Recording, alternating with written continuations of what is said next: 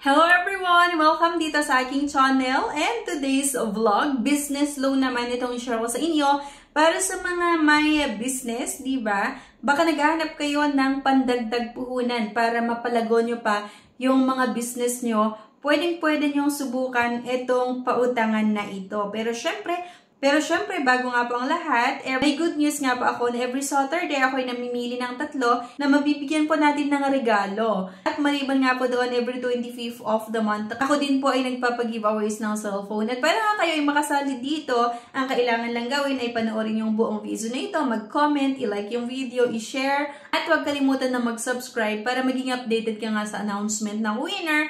At maging updated ka sa mga video na ina-upload natin, sa mga legit at hindi legit na pwede natin i-consider na utangan online. So let's get back to the topic. And here nga mga beshies, Vidalia Lending pa rin yung i-share ko sa inyo. Itong isang klaseng loan na naman na ino-offer nga nila. So getting a loan made simple, take care of your finances. So, pwede nga tayong makahiram sa Vidalia Lending para mabayaran nga yung ibang utang pa natin sa improve your home or to pay for personal expenses, pandagdag puhunan nga, or to cover major expenses, pwede nyo i-consider itong Vidalia Lending. So, meron nga itong personal loan, salary loan, e-commerce loan, merong business loan, at yun nga, isa-isahin natin ito mga beshies. Pero sa mga previous vlog ko ay na-share ko na sa inyo yung personal loan. Ngayon naman, ang pag-uusapan nga natin ay itong business loan.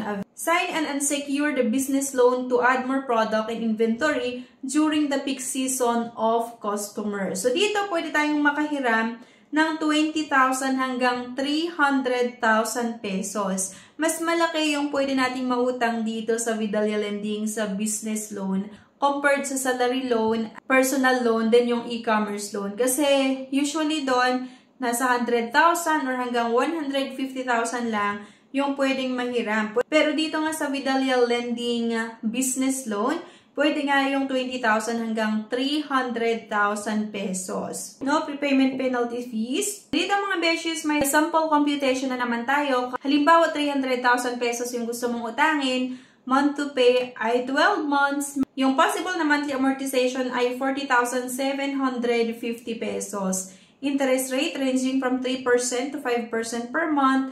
Months to pay ay 3 months hanggang 12 months pa rin. Monthly amortization. Your monthly payment to Vidalia Lending. Dito naman sa business loan, 3% to 5% or nagre-range ng 3% to 5% yung interest rate. Medyo mas mababa ito doon sa salary loan at personal loan kasi doon nga 5% or ranging from 5% to 6% yung interest. Pero dito nga sa business loan, 3% to 5%. Yung month to pay ay same lang din naman sa personal loan, sa salary loan, sa e-commerce loan na 3 months, 4 months, 5, 6, 7, 8, 9, 10 months, 11 months hanggang 12 months. At yun nga, your monthly payment to Vidalia Lending. Computation result are for estimation purposes only. This do not constitute an approval nor offer by Vidalia Lending. Actual computation will be provided by your account officer upon loan application. So, ito mga beshies ay sample nga lang, sample computation. Para at least magkaroon lang kayo ng idea yung ine-expect nyo pagdating sa interest, or pagdating sa possible na magiging monthly amortization natin kapag ganito yung amount na maaprubahan. So, pwede kang mamili dyan kung magkano yung gusto mo na utangin, like 20,000, 60,000, or 100,000, 140,000, 180,000, 220,000, 260,000, or 300,000 pesos. Mamimili ka lang dyan. At syempre, same lang din yung sa long term. Mamimili ka kung 3 months, 4, 5, 6, or 8 months, or 11 months. So, sa akin kasi, 300,000 at payable nga ng 12 months yung nilagay ko dito. At ito na nga yung lumabas. Ang possible na magiging monthly amortization ay 40,750 pesos. So, by the way pala, mamaya i-try ko na i-download itong app na ito at susubukan natin na applyan. Ito na nga yung eligibility criteria para makautang tayo sa Vidalia Lending sa business loan. Filipino citizen 21 to 59 years old with minimum net monthly income of 20,000 pesos. Business must be 2 years in existence or 1 year practicing if professional. At ito naman yung mga requirements. 2 valid IDs, mamimili ka lang sa company ID, passport, driver's license, SSS, or GSIS ID. dapat meron din tayong may present na proof of billing. It's either yung electricity, yung water, or landline bill. And photocopy of latest business mayor's permit, yung photocopy of latest 3 months bank statement under business and or personal account. Please make sure that you have read and understood the terms of use and the privacy policy. Before confirming your loan application, make sure that you have read and agreed to the disclosure statement during the loan application process, including the terms and conditions of the loan agreement as per RA number 3765 or the Truth in Lending Act.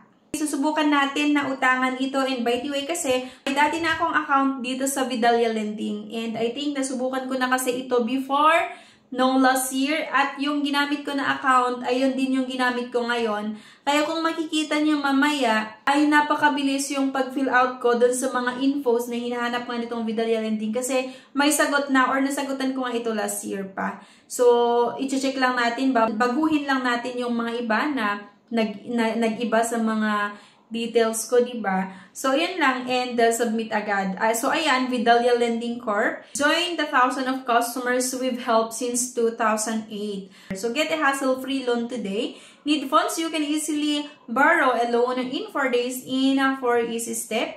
So, ito na nga, may iba't ibang klaseng loan yung na ino-offer itong Vidalia Lending, pero ang ina-applyan ko nga ngayon ay yung business loan. I-open nga lang natin itong Vidalia Lending, mga beshies, at sabi ko nga kanina, may dati na akong account dito, so i-refresh ko lang, diba? Welcome to Vidalia Lending. Create an account to apply and get low interest rate. Hindi lahat kasi, or may mga ibang lugar na hindi kinikater or hindi pwedeng makautang dito. So, matcha-check nyo din naman dito mismo sa kanilang app kung yung area nyo ba pwedeng makahiram dito sa Vidalia Lending. So, yun nga po pala mga beshies, isang paalala lang na dito, yung pagsasend na ng OTP ay hindi sa mobile number nyo. Kaya make sure na ilalagay natin na email nga ay tama, kasi dito natin matatanggap yung one-time password na kailangan nating mailagay nga dito mismo sa kanilang app para tayo ay makapag-proceed sa ating loan application. So, pending, please click the button below to reapply. Let's get started on filling out your loan form. So, it's either proceed or reapply. Kailangan niyong masagutan yung personal, source of income, loan product, at complete name, gender. Nasagutan ko na nga. So, yung iba lang na hindi ko nasagutan, yung babalikan ko dito. So, pag-submit ko ng aking loan application, under review agad, and your loan application is subject to review by our system. Please wait for a few seconds. This message will close automatically. Pero I'm sure ma-decline na naman yung loan application ko dito kasi wala nga akong requirements na ma-submit. And bali, pinapakita ko lang sa inyo kung ano nga ba yung makikita nyo kapag i-download nyo. Ano nga ba yung makikita nyo inside the app. Ano yung mga kailangang sagutan. Ano yung mga ID na kailangang i-submit. Yung mga requirements para makautang dito. Para at least kung napanood mo yung video na ito, meron ka ng idea at malaman mo na kung meron ka bang requirements na ma-submit. Like doon sa proof of billing, available ba yung POB mo, like yung electric bill, water bill, internet bill, diba? Sana may nakuha na naman kayo na idea sa video na ito, dito nga sa business loan. At para nga ito sa mga may sariling business na gusto pang mag-expand, diba? Gusto pang palakihin yung kanilang business pero kulang sa budget, pwede nyong itry itong business loan na offer ng Vidalia Lending. So, yan lang mga beshies. Thank you for watching and see you on my next vlog. Bye-bye!